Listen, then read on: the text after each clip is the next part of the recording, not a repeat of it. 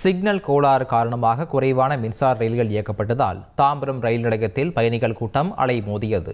சென்னை கடற்கரை மற்றும் எழும்பூர் இடையே இரவு நேரத்தில் சிக்னல் கோளாறு ஏற்பட்டதாக கூறப்படுகிறது. இதன் காரணமாக எழும்பூரில் இருந்து தாம்பரம் செல்ல வேண்டிய மின்சார ரயில்கள் காலதாமதமாக சென்றடைந்தன. இதனால் பணி முடிந்து வீட்டிற்கு செல்வதற்காக தாம்பரம் ரயில் நிலையத்தில் காத்திருந்த மக்கள் கடும் அவதியடைந்தனர்.